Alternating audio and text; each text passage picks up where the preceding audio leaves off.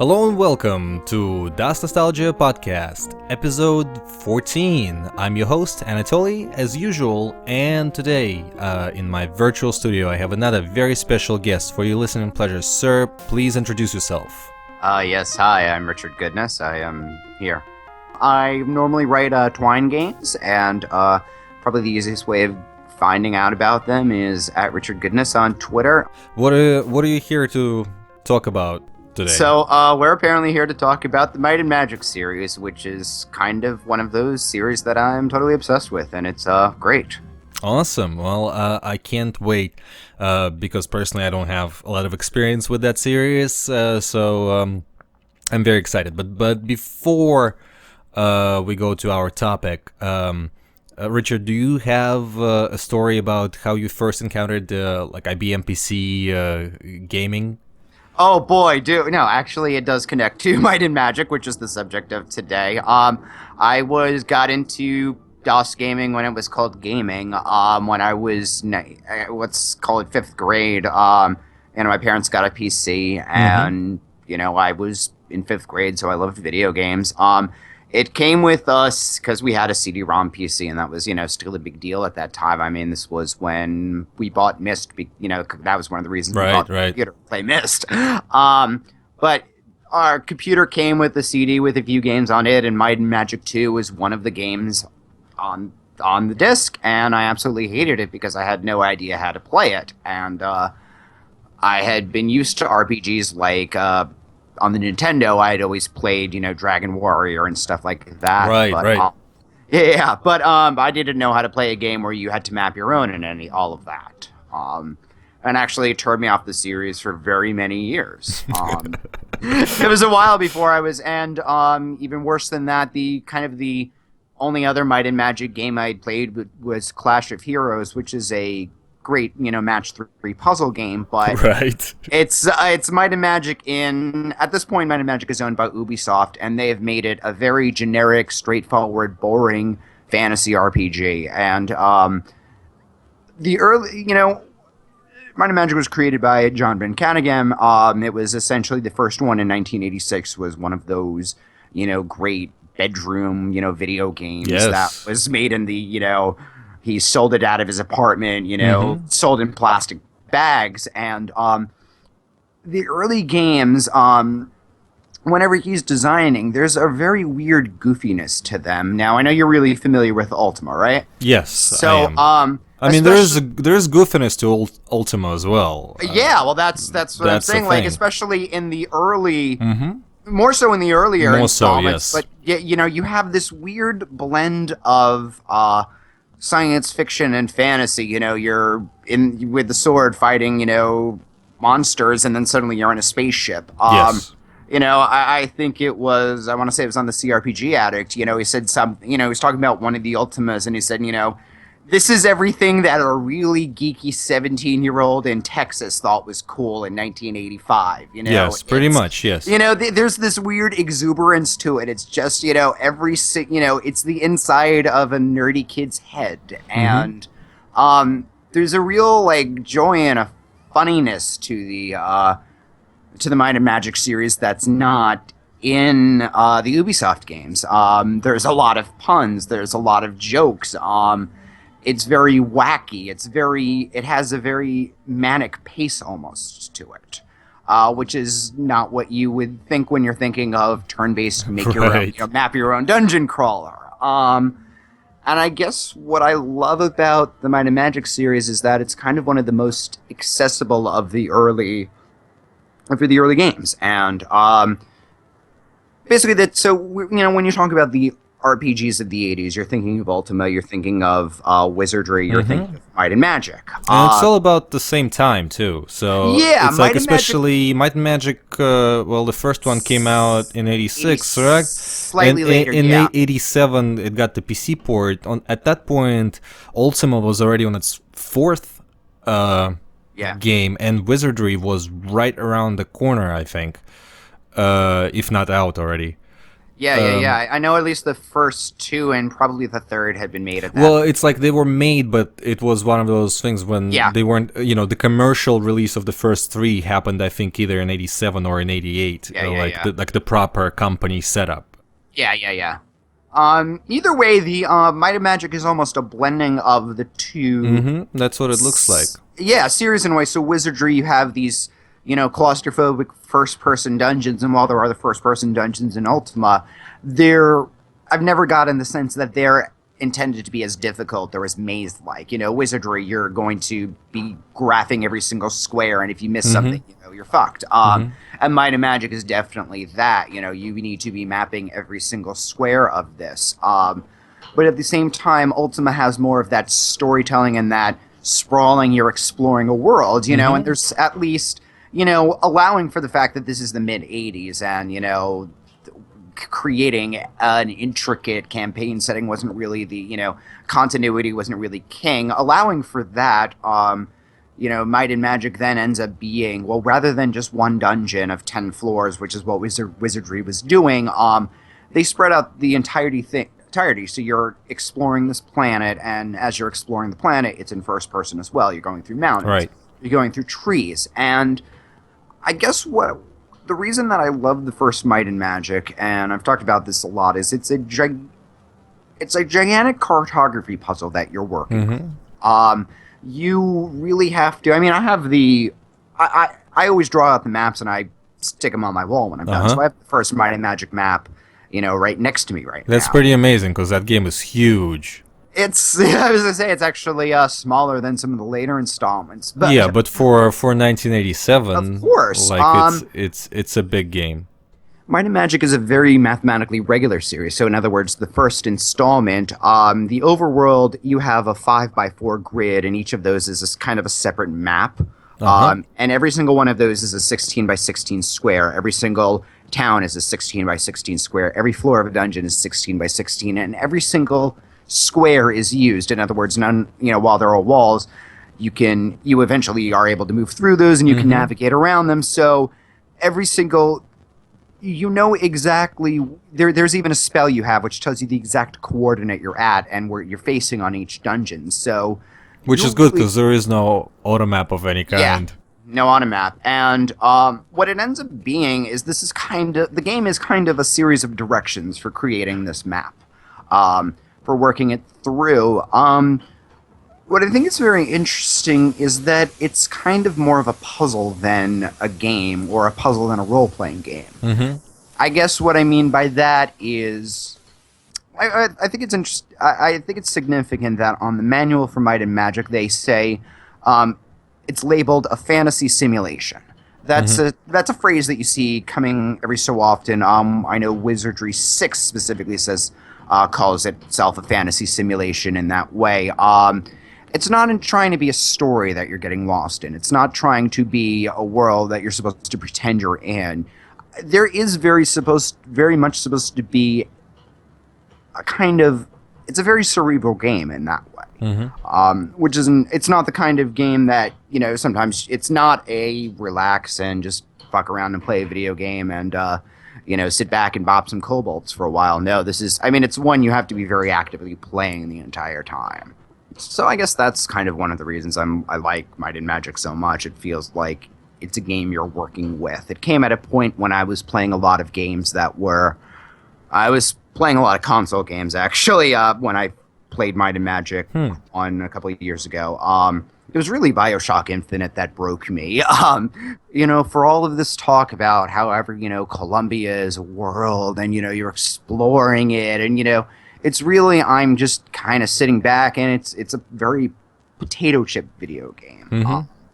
And it was around that time that I first played Wizardry 6, actually, and which completely took over for a little while. And then when I played into Might and Magic, even though it's these very small series of the same image over and over, it's these dungeon walls you're seeing the entire time, sometimes it's forest, even though it's all of that, so much is done to make every level seem very different. I mean, it's a very a vibrant game. But the moment that it clicked for me, I was looking at the map that I had made of one of the towns, and suddenly I was able to see it as a town. And this is going to sound very cheesy, but it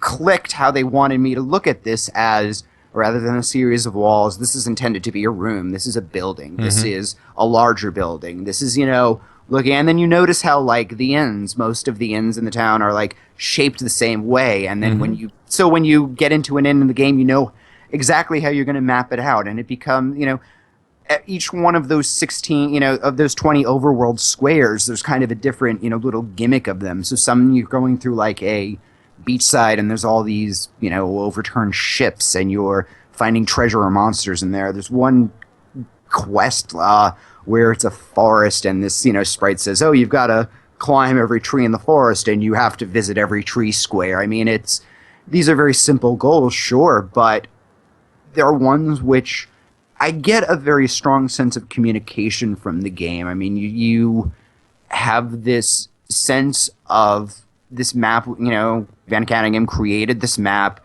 and then you're kind of just reverse engineering it and reverse engineering the puzzles and challenges that made it. Feels like it's very funny to talk about Might and Magic as a very personal game, because when you think of personal game, you think about, more of the conventional twine. You think about interactive fiction. You think about, stuff like Gone Home, games mm-hmm. that, tell these very down-to-earth stories about, people and their, and, here you have Might and Magic is, as the name implies, this, dumb fantasy RPG where you're playing in elves and gnomes and, shooting spells, but it just feels like a very strong moment of communication with the designer. And I love that very much about the game. I love that very much about many of the auteur RPGs of the 80s, but for whatever reason, Might and Magic is the one that's hit me the best. That's pretty cool. I mean, I would like to chime in break down that, like, for somebody who's listening right now who has never played that first game, is like, oh, that sounds pretty awesome. And I will say it is, but you have to discount that description for a lot of the 80s stuff. Like, I'd say let's do some mechanical breakdown. So it's like a first person dungeon crawl RPG basically. It's not in the dungeons, but it's the same dynamic where you turn 90 degrees each side. You have a party of 6 characters, which is I'd say a bit large for the for a typical RPG of that kind, which usually limits itself to like 4. Yeah, and what's even more interesting, a couple of things on that. There are also 6 character classes, so you don't have to deal with that RPG problem of which do I take? In Might and Magic 2, they have 8 character classes, mm-hmm. which so I have to make. Well, there's 2 actual hireling slots, so you really don't have to make these agonizing decisions, which I think is kind of funny. You explore this very large world, first person. There is a sort of a story. It's sort of. There is one, but you don't really discover it till like halfway through the game or something. Well, it's very basic.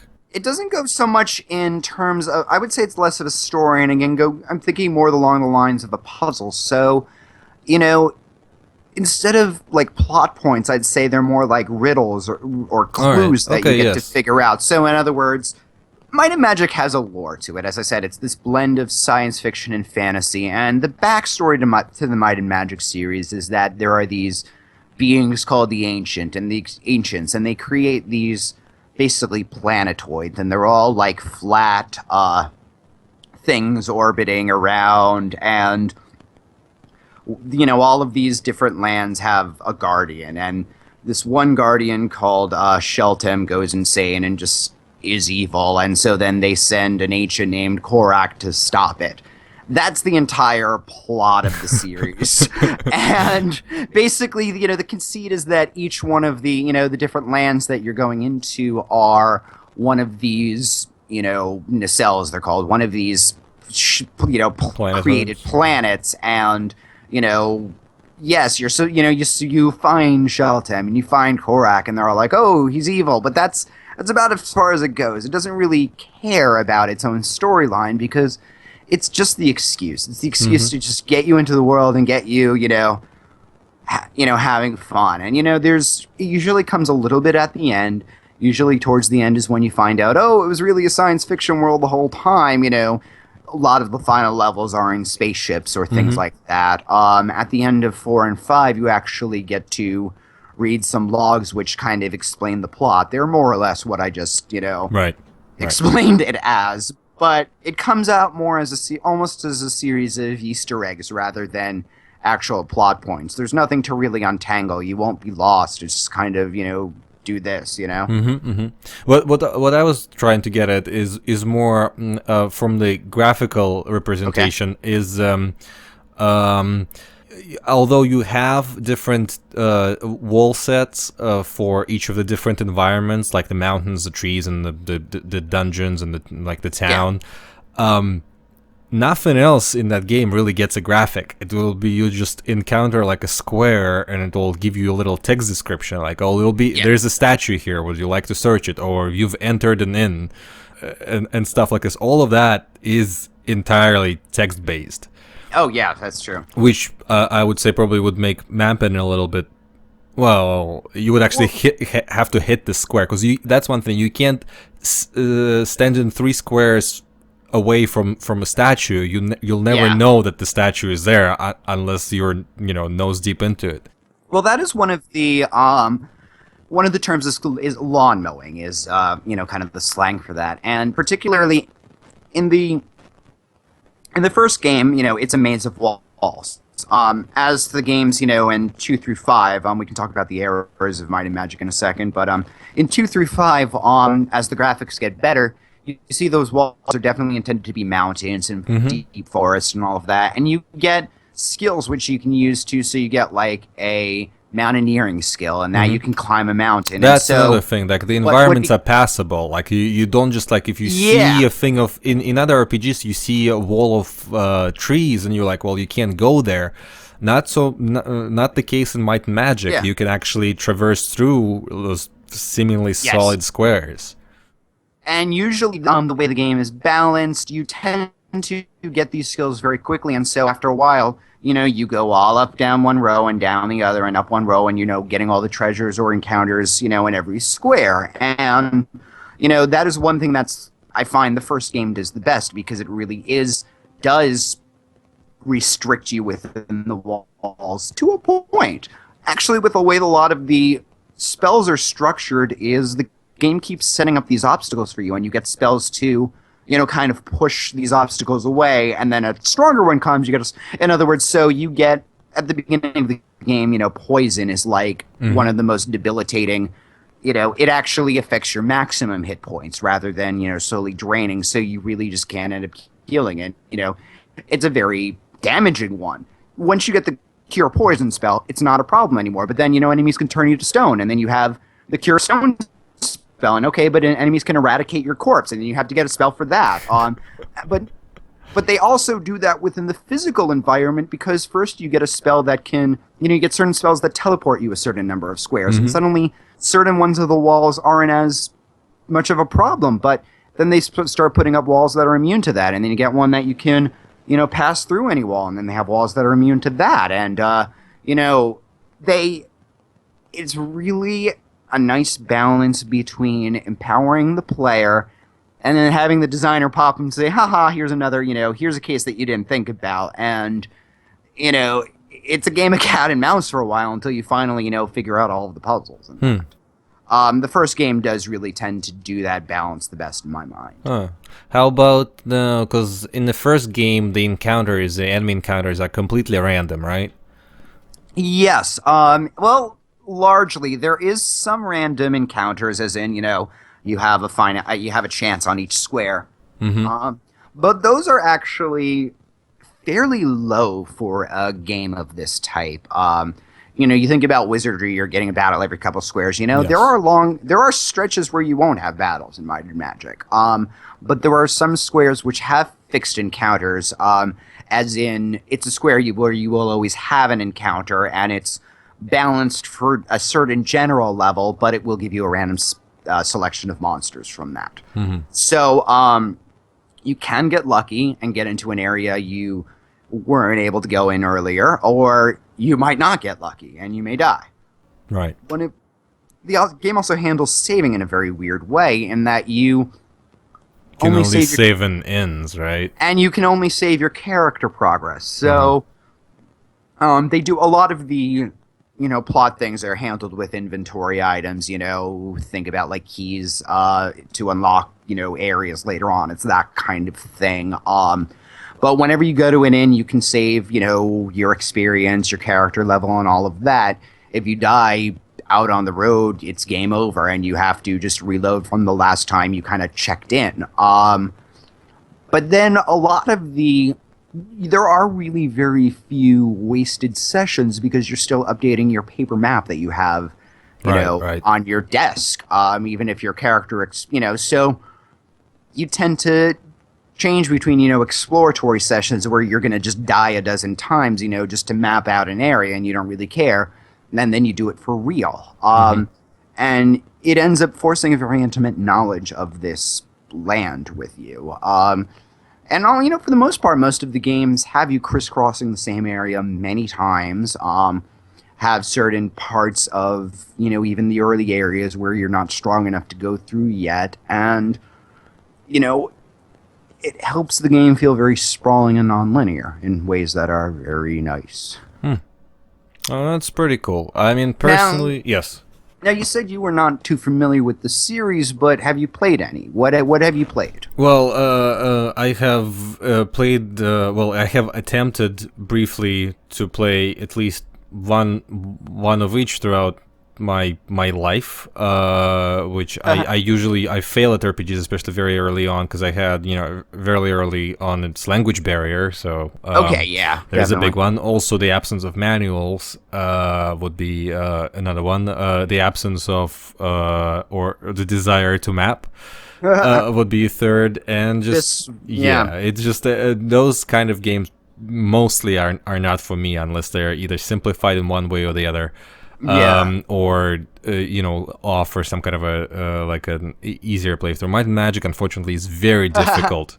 Well, you're talking about manuals. I mean, they don't even have when casting spells. There's like a spell book in the manual, and so you have to choose each. There's levels of spells. So like spell level 1, the 5th spell in level 1 is the light spell, and I think the 5th spell on level 2 for the cleric is a healing spell. No, 6 is the healing spell.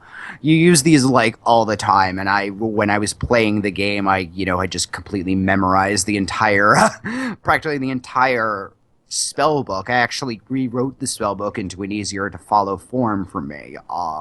This game was a project. Well, here's the thing, yes, and that's the thing. 80s RPGs of not mostly, pretty much all 80s RPGs are essentially just like work. They require serious commitment. Yeah.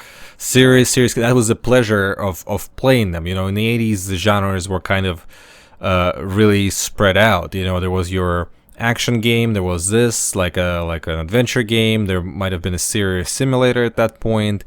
But RPGs at that point, because it was people coming from Dungeons and Dragons, and there was a lot of complexity built into them. They were, by design, they were very hard games, and also those are the times where being like, 50-60 hour game is not unusual, because it was kind of like a normal thing. To think about it as long. Just as simple as, if you and I want to play a video game, we have hundreds, and we don't even have to leave the house to get hundreds more, It's as simple as, you're going to buy a game and you are going to just live this game for a while. So for like a year, like a good chunk, like if you back in the day you committed to an RPG, you committed for a long time. And I did, when I played Wizardry 6 and when I played the Might and Magic, and I actually have spent last year playing all of the Might and Magic games. I beat half of them and got a very good chunk into all of the others. But I don't know. The project game is a very nice thing that even when you think about a 100-hour game now, like I don't think of Skyrim as a project. It was just kind of a thing I played for a while. It didn't feel like any work. Yeah, I would say yes. I don't even have anything I got from that. I come down, I feel really hard on Skyrim because I just didn't like it. It was a pudding rather than, No, it's I just get this what you're guy, saying, yeah. but I also think it's also the result of, just a handful of people working on them, or one. You know,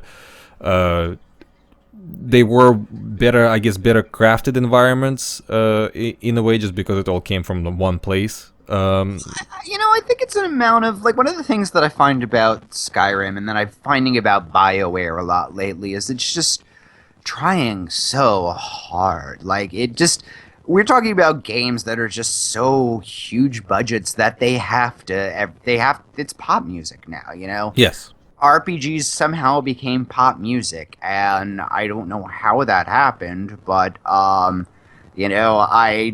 thought I would be happy about that, but it turns out I'm not. Yeah. Well, the market is also different. Back in the day, it's like a good RPG, especially in the 80s. What's like, well, how much can it possibly, like in 87, the most sold RPG could possibly, even something like Ultima Yeah. 4. Ultima 4 on their fourth game already has a company, well-established publishing system. Yeah. How much? Well, 50,000? I was gonna say, Was it even 50,000? Yeah. Yeah, it's a very niche kind of thing. Not everybody had a computer. First of all, you had a computer at home. Not everybody had a computer. It was a pretty expensive thing. And then you had to be specifically into RPG games. So it's a pretty limited market. So Yeah, I mean, there's what everybody they says played to about their audience. yeah, like with adventure games. I mean, if you had a computer in the And adventure 80s, games are relatively accessible. Well, not relatively. Adventure games are Well, very accessible for a type I mean, of I'd say person that wants to think play them. I think they're two halves of the same coin in a way. I mean, again, in the 80s, if you had a computer, you were into programming. You were a computer person. Right. You weren't just somebody random, who just bought one, for the most part. So, for your job, you were probably doing these very intricate, problem solving things. And so to relax, you would do that too. And I mean, adventure games and RPGs are both really naughty problems that are just done in different ways. Yeah, I mean, but I like. RPGs are more of a commitment than adventure game, usually. Even back in the, Yeah. I guess you can step back early and, look at, Zork or something, and yes, sort of interactive fiction games would probably be very similar, I would say. But, at the point in the late 80s, I think those things would start to branch out a little bit more, where adventure games being a bit more accessible. Sierra was coming around. Those things were kind of more appealing to an average person. Although, of course, I was say I know you have your thoughts on Sierra. yeah, but it's there, but it wasn't to the point where even take okay, so 87, so King's Quest 3, 4 at that point as well. Somewhere I was gonna say we're between there. Yeah. Yeah, so even King's Quest 3, which is really difficult to get into, just because it kills you about every 5 seconds, 5 times on every screen. Yeah. I'd say still would be probably in not as much commitment as either Ultima 4 or Might and Magic or the Wizardry 3-pack. It's those are all a lot more serious games. Want to move on to I mean, I know the second is not much different, but after that, Well, I guess, we get some major improvements.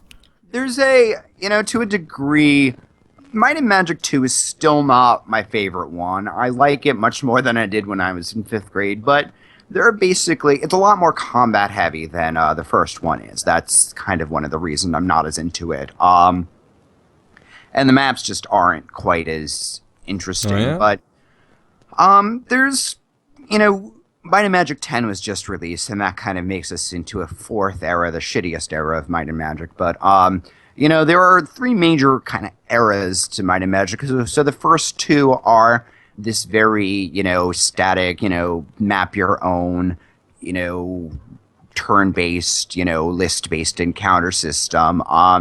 3 through 5 uses a different engine, and it's just, number one, the graphics are gorgeous around this era. But it's a turn-based RPG system that takes as much of the numbers away from everything. In other words, enemies don't really have health bars, or you don't, see a number, but they're just, their names are in, green, yellow, or red as they, as their health is going. You're just kind of, you hit a button and that's your bop the thing in front of you button, You're casting spells and it just plays, pays a shiny thing, and, if it hits hard enough, the enemy just disappears. It's a very streamlined, it's very basic. That's another thing about Might and Magic that I'm not particularly fond of. Even in the later entries, well, let's say mid right now. Okay, so now that there's so many of them, the mid series entries, the more famous, like the bigger ones, I think the combat is kind of like. It's not streamlined very, more than, but it's I not would say, very simple. Yeah, but I'll say like something like a combat and say something like compare it from the other games from the same time. Something like Eye of the Beholder or Lens of Lore especially is a bit more exciting and visual and just more representative. In a lot of ways, Might and Magic is more about the strategy than it is about tactics. The early ones are very tactically focused. There's you can fight dozens of enemies in one combat, and there's, certain spells will take. There's an interesting system where some of the enemies in range are in range and some aren't, and there are all these tactical options that you have to deal with. They take away a lot of the tactical difficulties. In other words, there's just use spell or hit thing in front of you for them, or shoot a ranged weapon. Ranged weapons are like the game breakers in every single Might and Magic, and they're game breakers in very different ways, which is really interesting. But it's more about the strategy, more about how you're outfitting your army, how you're creating your party composition, how you're massaging their stats throughout the game, how you're, dealing with those kind of things. And while, whether or not that's satisfying is a different, discussion, certainly. I would say, but later on, it really does become more about managing your characters than figuring out what they're doing in each individual combat. Right. At that point, the series does split off into the Heroes series, which if you want more tactical, combat, turn-based combat, that's where you'll go for. Oh, yeah, I guess. I honestly, well, we'll get to that one. But, like, anything more specific on two? Because from my point, I didn't play too much, but it looks like it got it's kind of the same, but it got from mechanical and technical point, it got a bit of a facelift. Yeah, it's a Might and Magic one with better graphics. Yes, the graphics are there now. You got graphics during combat even.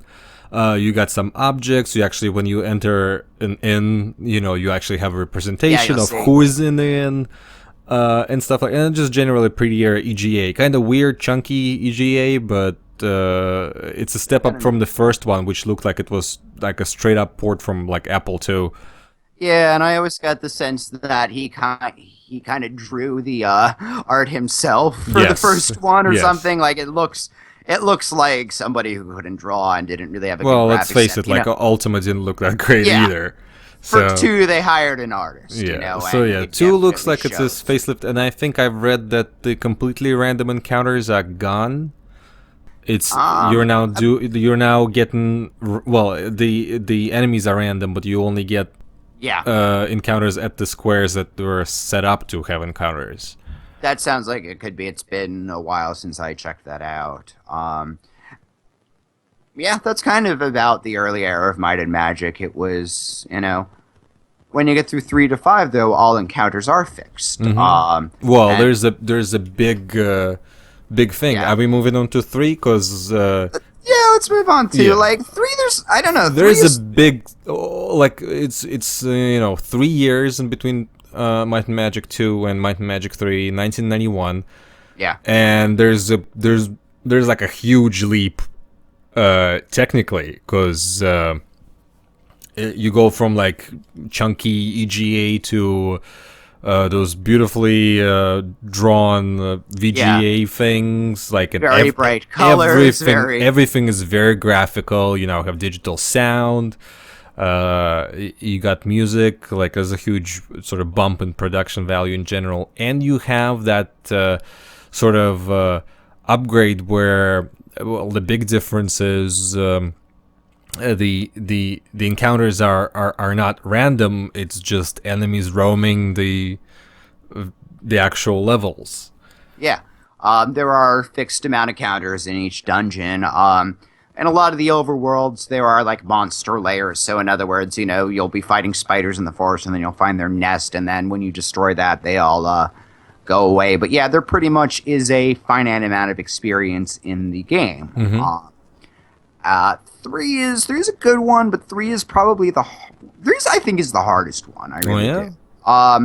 The riddles are really tough. Like the puzzles are some of the more obscure ones. I don't think they're as good. It's not like interesting kind of obscure. I feel like they were trying to get to a new engine and trying to do something different. Again, you have this, you say it's a much more graphical game, and yeah, they do take the numbers out. And I don't know, it seems they're experimenting with what kinds of stuff, they need to present in an RPG, Right. Well, it's still pretty early in that sort of like refined sort of like gold box like sort of things. Like things that get in like there's this sidebar point and clicky thing, so which still have the same, I think, keyboard shortcuts, right? So you can still use these. Yeah, it's amazing, even given the changes from interface, to engine, how much it is really still the same game. You still have 5 towns, and you still have these 16 by 16 squares, and you still have the overworld is divided. Everything for the entire series is coordinate based. In other words, every single square has a coordinate, and characters will talk about, well, you need to go see so and so on square B315-2. Oh wait, what? Speaking of squares, I think we missed something. The second game also had the map skill, right? Yes, that's the difference too. Which was, well, it was an actual skill, right? So yeah, it's a it's a skill that you have to get, and you can get it early on. I actually don't like 2's auto map because they don't. It's just a. You're hardcore. Because I'm hardcore. It's a good way of getting your bearings and helping you out, but especially the dungeons, it only just shows a blank map. You can't put notes in that. You can't, as I said, taking notes is essential in the first, few games, and, characters will tell you to go to a certain square. Characters will tell you to, talk to this person, and it doesn't get written anywhere. So, how's the map how's the auto map in the third game? Is that now a separate thing, or is it still a skill like in the second game? It's still a skill. 3 through 5, it is always a skill. And actually, when I play 3 through 5, I do map the overworld at least again because I like to have it to keep. But also, you can't scroll the auto map on the. You can't take notes still. It's harder to tell where you've been as opposed to where you need to go next. But that's a personal preference. Right. The dungeon maps are a little more straightforward in the later in those games, so you can get by with the auto map. Well, since I'm not really familiar with the third game either. Like what new stuff did it bring in? Well, I think it's more interesting to talk about 4 and 5. Well, yes, those are the big ones, really. Those are the ones that like really made it popular. All right, so let's move on, I guess. So yeah, because 4 and 5, they are 2 separate games. 4 is called Clouds of Xeen. 5 is Dark Side of Xeen. Taken together. Now, I'm not really sure how this was done in the initial release. It was something where if you bought both games together, you could connect them, and they kind of acted as each other's expansion pack. That was a really weird thing, because at that point you start getting one game a year, basically. Like after a 3-year gap, third one comes out in 91, and the fourth one in 92, and that already has things set up for it to be joined with the next game. They were once both games came out, they were sold on a CD version as World of Xeen, and all of the connection was already done, and that's the version I played. So, as I said, all of the games take place on these flat planets. Well, 4 and 5 take place on both sides of it. So, in other words, Game 4 is taking place on the top, and Game 5 is underneath that. And, they both have their own completely main quest. There are ways of swapping from one side to the other, and actually 5 is a lot harder than 4. So, when I played it, for example, there was a while where I played 4 till a point, went to 5, and then you get some more EXP and better weapons, and then the end of 4 is a breeze. Once you finish both games, though, there's some bonus content, Yes, basically a few dungeons. One of them, the Crossword puzzle dungeon, which is one of the most interesting dungeons I've ever played, where literally the walls form a crossword, and you have to answer, riddles about the game, and I graphed that one out, and it was this just really cute, interesting. That's pretty creative. Yeah. It's a great use of like sort of the tech in a way, right? It's clever twist. There's one right in the very first game where it's actually a magic square, which I didn't solve that puzzle without a walkthrough, no way. But you have to turn numbers and things like that. Throughout the series, they're always trying to try new things out. There's a lot of dungeons with weird gimmicks or weird puzzles that are, around them, or towns that have, a concept to them or something like that. And again, you talk about a game like Skyrim, which is just so flat. I mean, the only puzzle that was in that game is there's, a series of symbols on one wall, and then you turn to the opposite wall and you put the symbols on, a thing, and that's it. Even in the later versions, and in 4 and 5, you have a quest log, and it does start categorizing where you have to go. It still doesn't feel like it's holding your hand. It still doesn't feel like it's Oh yeah, there's all those RPGs are at that point still very open world kind of a deal. Even though I guess the story is more prevalent in 4 and 5. A little more. It starts especially getting heavy once you're like switched to like 5. There's cutscenes and lots of like voices recorded, some bad, some not so bad. I will always remember the opening cutscene of 4 is like one thing I always bring up when I refer to bad voices. Oh my god! Because there's this quip there where he's like, "I am the king," like the most hilarious thing. I know. I love the God. I was in preparation for day playing one of the spin-offs called Crusaders of Might and Magic, which is a really shitty Zelda ripoff. It's awful, but it has some of the best bad voice acting. Like, it's very obvious that they just, like, grabbed a bunch of people or who were in the office today, they have the receptionist, obviously, doing something, and this is the mail boy, and he's pretending to be a peasant, and it's got such a charm to it. And again, even as late as the very last puzzle in this world of Zine, when you're the bonus quests once you finish both games are to unite the worlds, and you're going through and you're in this final tower, and there's this message that you're decoding. There are always like cryptogram messages hidden throughout the game, and it's really strange that in 5 there isn't one until this very end, and it's a message from John Van Canningham, and he's saying, congratulations, you've beaten the Might and Magic saga, we're going to have a new one in 96, don't worry. And it's just really like, again, even 5 installments in, even as this is a game that's going to be seen as one of the good, the big, computer RPGs of, this is an end of an era for a major, it's just this dorky guy just showing you stuff he thinks is cool. Right.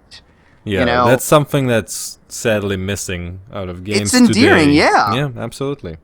You get the sense that there are all these people who they had a really great time making this game, and they hope you had a really good time playing it, Yes. And when a game is made by 1, 2, or even like 10 people, you can still feel a personal input from each one of them, other than a game made by, like, you play in a game that's made by 300 people. There's a very little chance you'll actually going to identify what each one of those people did. Yeah. So yeah, of course, this still comes from that time, despite the fact that they're huge. They're huge games, especially by the time RPGs got to mid-90s. A lot of them, this is where the size kind of became prevalent, like not all games, but like certain RPGs, like sort of they were proud of how huge they are, and like the land became like sort of like, this is how like this is how big our world is, and Well, that's what you have like Daggerfall saying. Like, Oh, it's yes. like 10 times the size of it, and I'm like, I mean- why would I fucking care? Like, I would rather have a. I mean, that's the I reason will I say love Daggerfall. Although yes, I see your point. I say Daggerfall is pretty amazing achievement for that Yeah. time. Yes, granted, all the towns are generic, and the all dungeons are screwed up by random generator. But it's still. Elder Scrolls games are always impressive technical achievements that just. I don't know, like they're only about their own size after a while. Yeah, well, after Daggerfall, well, no, I mean, Morrowind is kind of that happy medium. I've been trying to play Morrowind lately. Like, I think there's a retexture patch I need to get or something, but it's interfacey. Yeah, I really liked Oblivion. I would say I did like Oblivion. I haven't played it. There's a certain point in gaming where the time comes and I just don't play anything past that point. Oh yeah. Oblivion is pretty much that at that cutoff. But yeah, so back to Might and Magic. Well, anything more on sort of like 4 and 5 and World?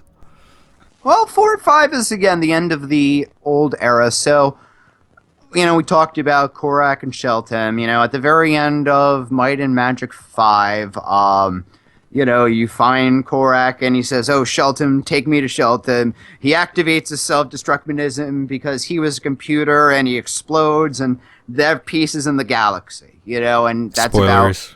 about something. And thus ends the first era of Might and Magic.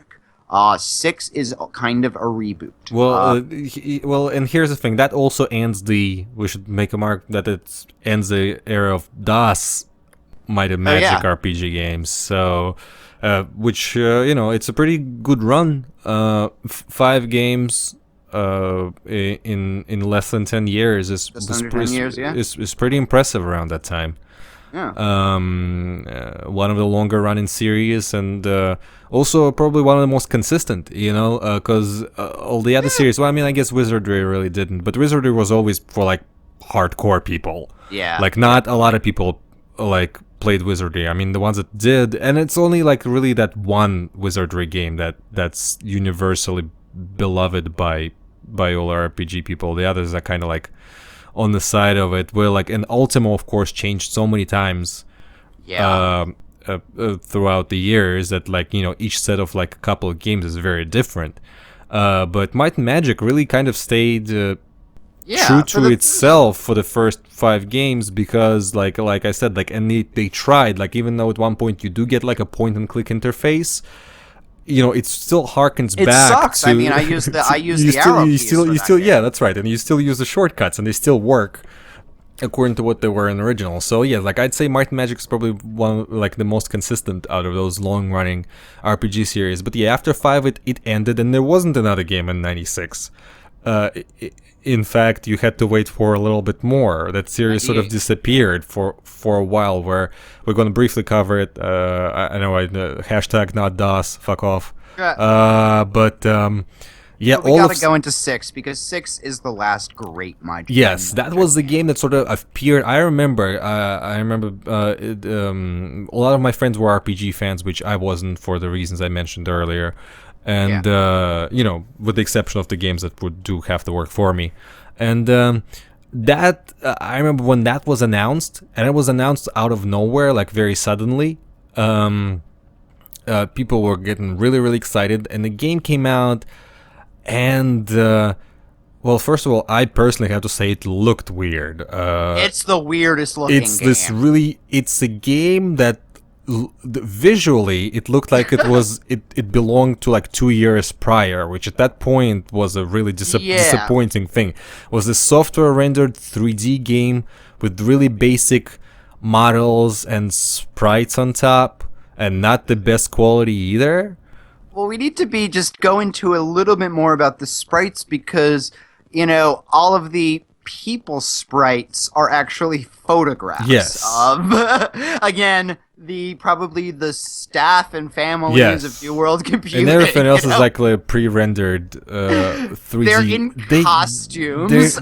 Everything, it doesn't, to me personally, it doesn't mesh together, just visually. I think it's everybody. It doesn't, but but in a way, as I said, it gets this weird manic style, and for the first, minute, you're seeing all these, like, ugly people in, like, peasant outfits. It's goofy. It's goofy it's as really hell. Goofy, yes. But after a while, like, it works completely. You also carried over from the previous 3, like the portraits on the bottom have those have the facial expressions that they make. What I love, whenever you get like hit, your character like makes this goofy like poison. But what's even funnier about the character portraits is they have like 2 men and 2 women, did that, and then they like draw mustaches on like, or like these really like weird like hairstyles on, like it really needs to be seen to be believed, because I've never seen another game that looks quite like this. Yeah, because nobody I think attempted that sort of blend of there's stuff a reason, for a good reason. Yes, it looks really weird, and it's funny that they kind of stuck. Well, they didn't, because for 7, then 7 it's goes to like rendered characters, things, but it's the same uglier engine, only it's like smooth in hardware rendering. It looks even fucking worse.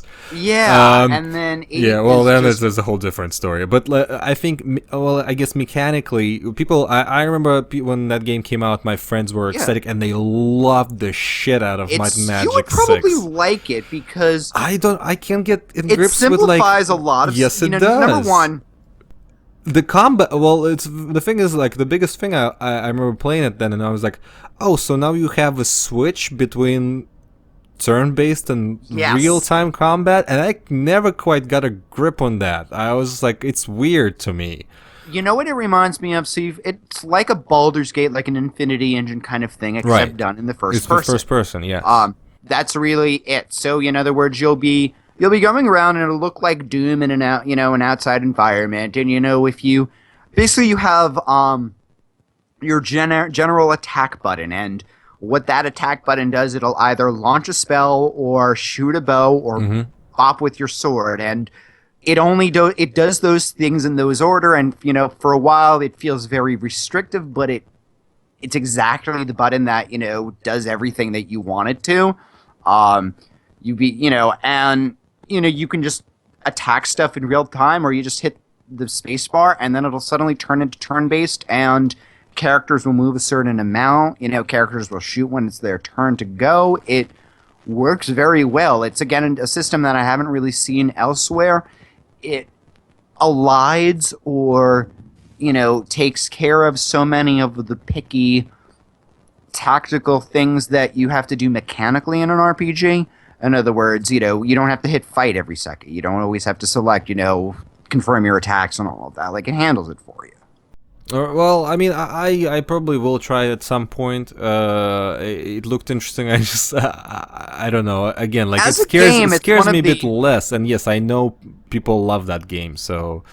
Well, as a game, it's one of the better ones, because, again, it once you get used to how to play it, it does take a little while. You do need to mod it a bit, because it was created before really mouse look was a thing, so you need to mod that in. It's, I would say, unplayable without mouse look. In terms of the amount of agency it gives you, in terms of the amount of, just, it is very much one of those games where you just go around and you find cool stuff, and it's not just, so many games it just feels like, oh, there's just stuff there. It doesn't really feel like... Everything you find in Might and Magic 6 feels like an adventure. It feels like something exciting. All of the dungeon design is impeccable. There are some levels that, I'll say the Temple of the Temple of Ba. Everybody will know exactly what if they played it, they know exactly the level I mean, and they know exactly why that's the case. A lot of the levels do these weird transformations at the end, or... I don't know. It's just a very carefully done game, and it's a very lovely game. it's one of the most fun of those, open world dick around and, find caves games I've ever played.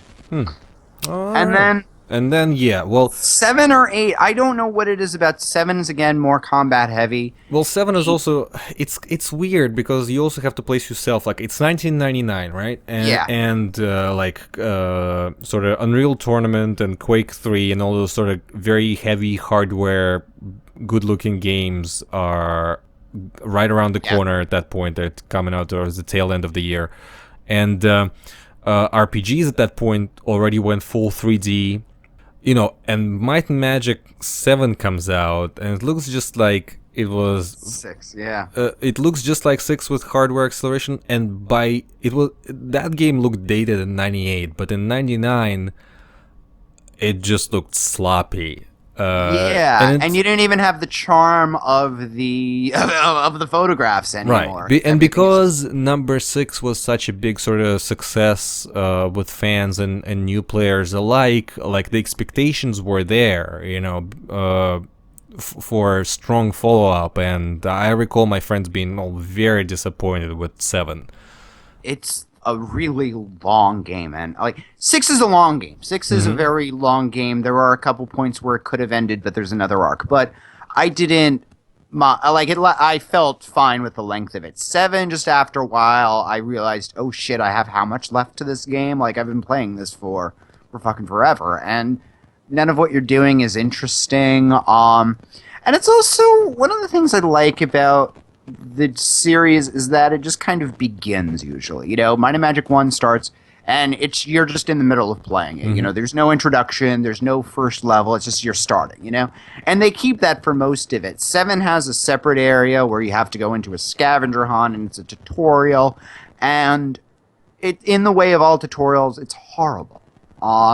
It takes a long time for that game to get going, and then there's a few arcs in the game of plot, and then you have to choose between good and evil, and it makes you have more of an investment than you really want to, because that's never, again, the lore is never what's been the point of this series. It's always just been some place to romp around and play in. Right.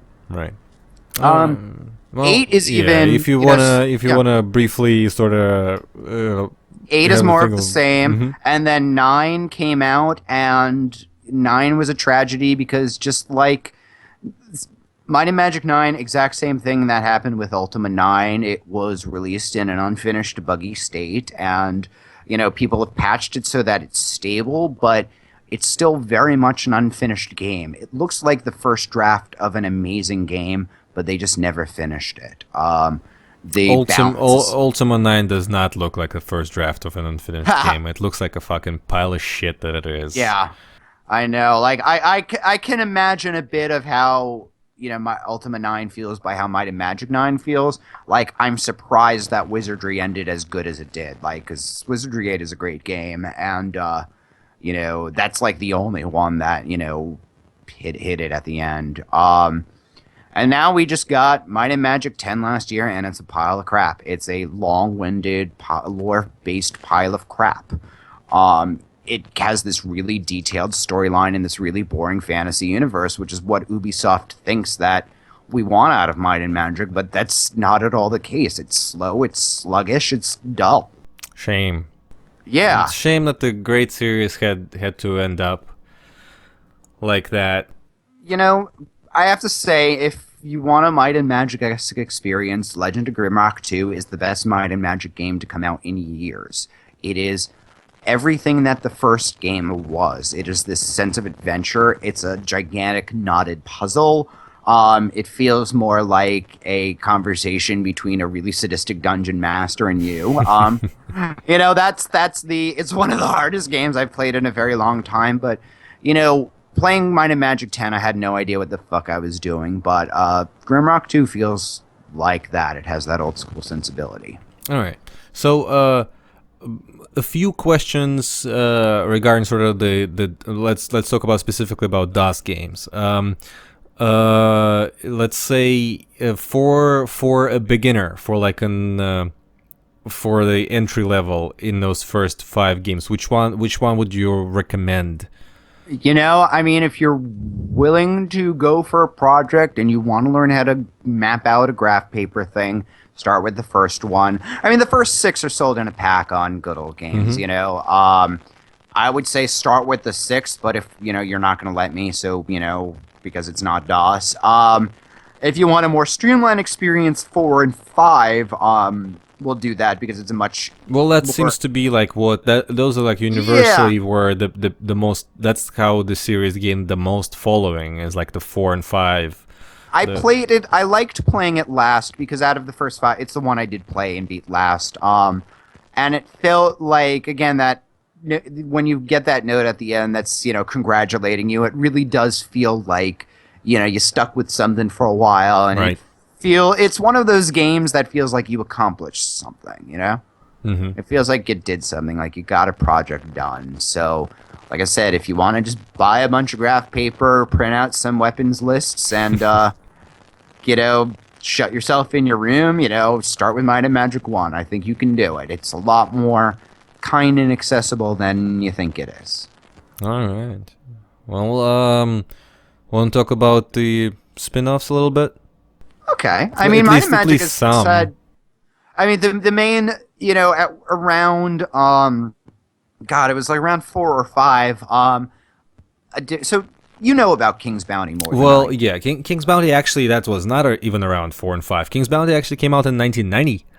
Okay. It's very Okay. old, and that's actually the game that I really really love. That doesn't get talked about a lot because it's sort of like overshadowed by its sequels. Even though people Yeah. sometimes have no idea that that's where the series started.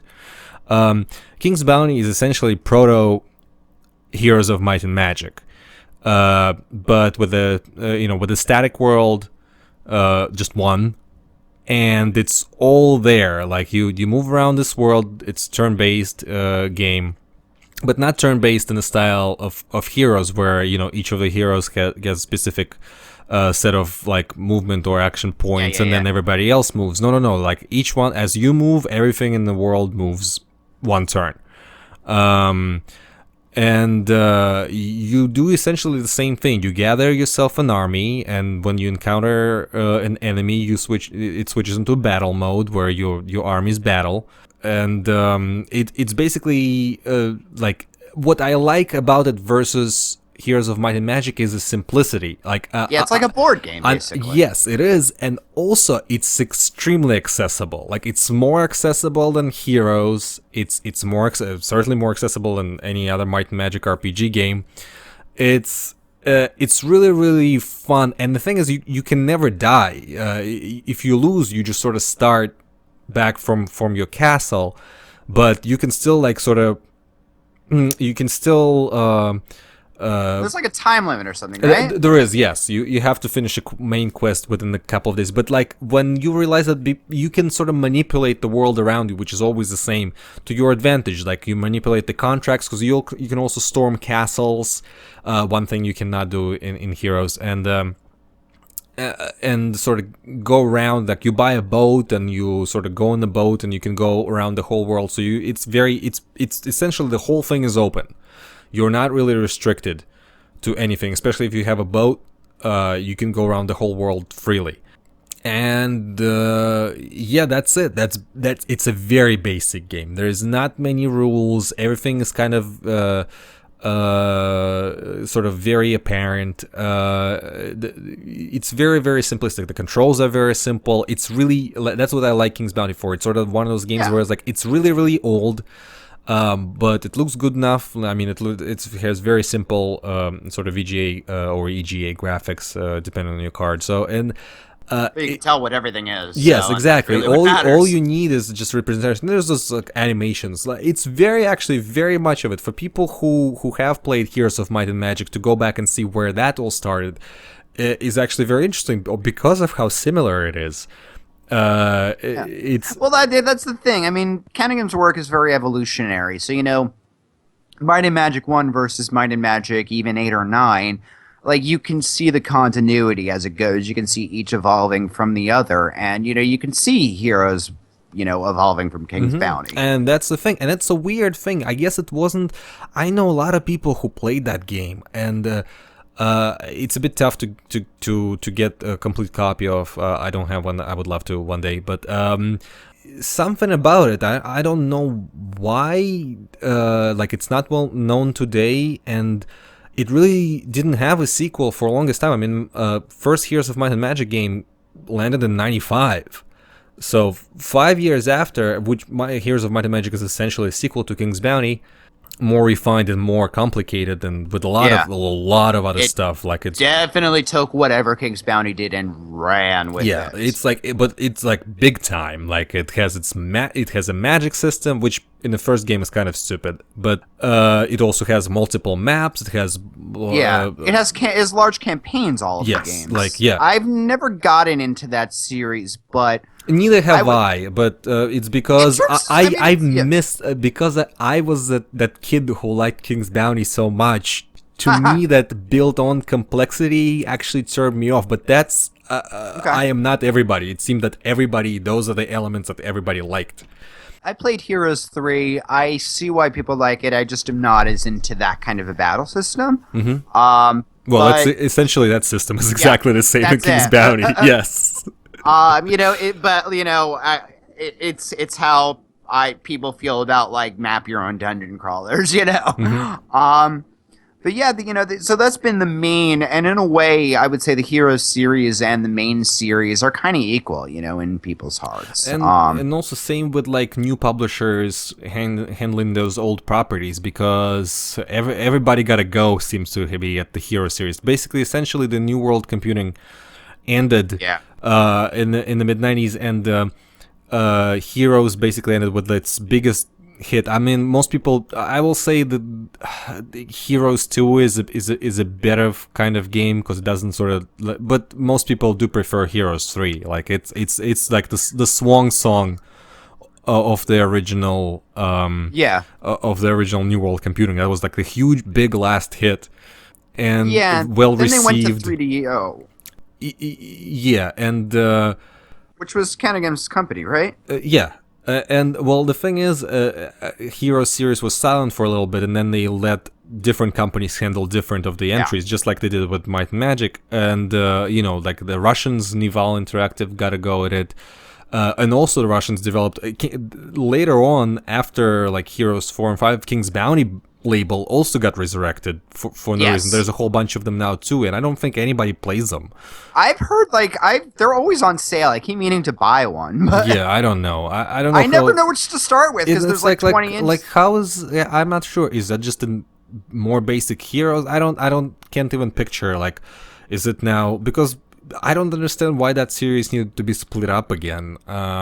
Because essentially Heroes built on King's Bounty, so I'm not really sure what to do. It just looks like they're just cashing in on, and I've seen there's all those smaller foreign studios taking care of them. I've never really seen a good release ever come out of that. I mean, Nival Interactive, who handled some of the Heroes, at least a few later Heroes of Might and Magic games, has a lot of RPG experience. And so at least I know, but like who made those King's Bounty games? Like it's a whole bunch of different companies. I don't know. So I didn't play them. I couldn't personally recommend them. So I'm not sure, but I will certainly recommend first King's Bounty game and speaking of DOS, the first two Heroes of Might and Magic games, especially 2. Like play Heroes of Might and Magic if you want the DOS game. Play 2. Not only does it have like everything, multiplayer, hot seat modem, whatever, beautiful SVGA graphics, a refined magic system, also has a soundtrack. There's 2 choices of the soundtrack. It's either more sort of video gamey or it's all like classical and opera. Okay. Pick one. Really weird feature, but nice nonetheless. So I would highly recommend King's Bounty and Heroes of Might and Magic too, but mostly King's Bounty because it's I think a game that should be more well remembered because it's a very well designed sort of streamlined experience. Well, I mean, where's the re-release, GOG? Where is it? Yeah, it's weird, right? Because like they must have the rights because it's all the same company holding the things. Probably wouldn't be such a hassle to negotiate. Yeah, I was gonna say, even if they don't, they've certainly got all the eras of Heroes, and they have the new King's Bounty stuff too. So you would think, well, listen, we've got to write Mr. Gog a letter. All right, so I don't know. Do you want to talk about other spin-offs? I don't think they're really worthy. There's a whole bunch of them. There's like I said, that bad Zelda. There's Zelda everything. There's also a first-person shooter. Dark Messiah, made by Arcane Studios, which I've heard is both really cool and very disappointing in some areas. That's it. So I mean, you've played Arx Fatalis. Yes, have you? I have. Yes. Yeah. Okay, and you've played Dishonored. I've seen Dishonored. I have not personally played it. Well, it's very much that's it's all of the good things from that developer. I mean, the environments are great. It's a cool quest. There's a lot of really cool scripted stuff happening. But it's just kind of, it's not that interesting in the level design. It's not really that interesting to explore. It's there's a really, one of the things it's famous for is there's a kick mechanic, and you can kick enemies into spike traps, and a lot of people make fun of it. It's the kind of game that does a lot of things well, but I totally understand people making fun of it. Right. Well, it seems to be like, to me, that sort of blend of genres, although have been explored, has never really been successful. I think it might be partially to the fact that more like shooter heavy, less RPG things, it's not gonna be so, I guess, I don't know, kinesthetically pleasing as firing a shotgun in somebody's face. Yeah. Like, it will never be that. So it's, and so by default, it already has to make up for it in other areas, and that's very difficult to strike a balance for like a magic and bow and arrow first-person shooter. Like, it's not easy. One day somebody might nail it, but so far it really hasn't happened. Of the three games they made, Arx, Dark Messiah, and Dishonored, I mean, Dark Messiah is certainly their least interesting. Where can Might and Magic go from here? I mean, I don't know. I mean, are we going to get a Might and Magic 11 that's, more of Might and Magic 10? I don't know. Probably. I will play it. I will complain about it. I will send some snarky tweets about it. That's that. All right. Well, I don't know. It's just, I would really like to see more revival of this kind of a thing, right? Or at least like a proper closure to like the new era of Might and Magic. I mean, maybe not. Maybe it's just time to move on. I mean, Ubisoft owns it. I don't really respect most of what Ubisoft makes, so why should I be? Might and Magic ended with Might and Magic, 6 maybe. I could pretend that, and I'll be fine. 7 and 8 are fine. Even 9, I don't, 9 didn't make me want to zone it as a Might and Magic game. It is a Might and Magic game. 10 just is Ubisoft made an RPG, and this was the name they had on it, and they put a couple of references just to, keep the franchise, but, this is the way of things. Oh, well. Well, at least we'll always have those older games. And, dear listeners, I guess Richard and I encourage you to try the old DOS ones. We got plenty of games to choose from. So that was it for this episode of the DOS Nostalgia Podcast. I'm Anatoly. I hope everybody who's on this episode knows where to find me, but wherever you can... find me on Twitter if you don't follow. Wherever video games are sold. Yes. At DOS Nostalgic on Twitter, or Google, or do a search with the search engine of your choice for DOS Nostalgia, and I'll be there. And Richard, where the good people can find you? Probably easiest way is Twitter, at Richard Goodness. I write text games. I run a Star Trek podcast called Trek About, which is on Twitter at Trek About Show, or trekaboutshow.com. If you liked my voice, you will hear me talk about Star Trek every week with a friend. Well, alrighty. Well, thank you, Richard, for being here. It was a pleasure. Thank you for having me. Anytime. And thank you, everybody, for listening. And have a good day, night, or whatever. And hopefully we'll meet again on this DOS Nostalgia podcast. Goodbye.